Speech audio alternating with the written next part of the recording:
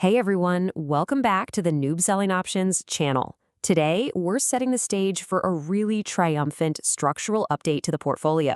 If you've been following our journey here, you already know we're all about building an absolute fortress of wealth. Well, this week, we've made some incredibly aggressive, high-conviction moves to reinforce those walls. Let's dive right into this explainer and break down exactly how we pulled it off.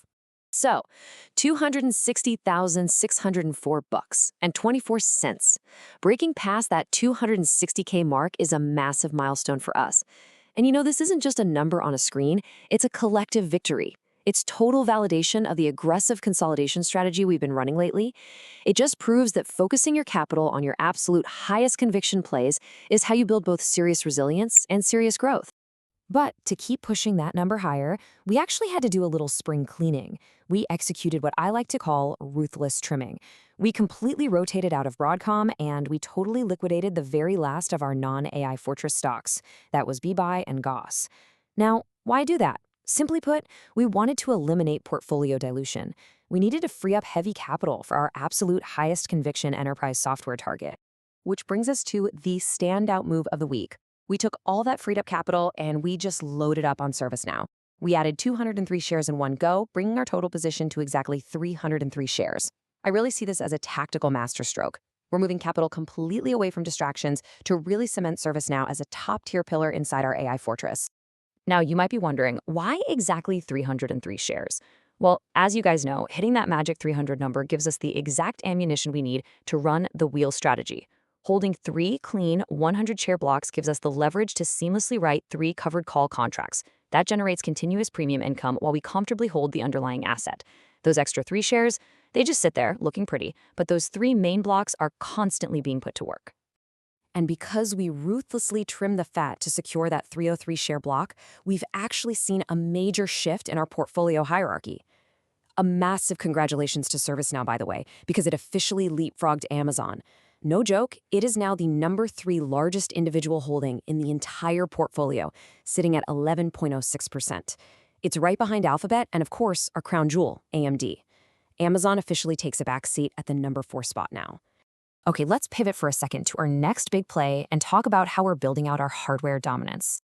We actually just drafted a total wildcard into the AI fortress. It's the new kid on the block for Wall Street, Cerebras Systems, ticker symbol CBRS. They just pulled off literally the loudest, most oversubscribed tech IPO of 2026, and we did not wait around. We immediately established our beachhead. Here's why they're so exciting. While the rest of the market is fighting over traditional GPUs, Cerebras completely inverted the semiconductor game. Instead of slicing a silicon wafer into hundreds of little chips, they basically looked at it and said, let's just use the whole thing. They turned the entire wafer into one supercomputing behemoth called the Wafer Scale Engine 3. Guys, this is a piece of silicon the size of a dinner plate. At roughly 57 times the size of NVIDIA's flagship H100, it is a true David versus Goliath scale advantage. And that massive scale allows them to pack a staggering 4 trillion transistors, yes, that is trillion with a T, and 900,000 AI-optimized cores onto a single piece of silicon. Because memory and compute are entirely on-chip, it completely obliterates your standard memory bandwidth bottlenecks. It's serving up AI inference speeds that, frankly, make traditional GPU clusters look like dial-up internet. So we locked in 20 shares of CBRS right away, giving the portfolio a 2.16% allocation. Now, just to be crystal clear, AMD absolutely remains our undisputed hardware heavyweight. But these 20 shares of Cerebras, they act as our asymmetric high-beta strike. They're basically an aggressive kicker to keep the walls of the AI fortress light years ahead of the curve, as they go toe-to-toe with the big boys in the AI inference space. All right, let's zoom out for a moment to view the macro architecture of this whole thing. This is the blueprint of our high-conviction barbell approach. We've got the AI fortress on one side and our crypto holdings on the other. It's undeniable proof of exactly how our 61.8% AI holdings and 38.2% crypto assets perfectly balance each other out to create this massive wealth-building engine.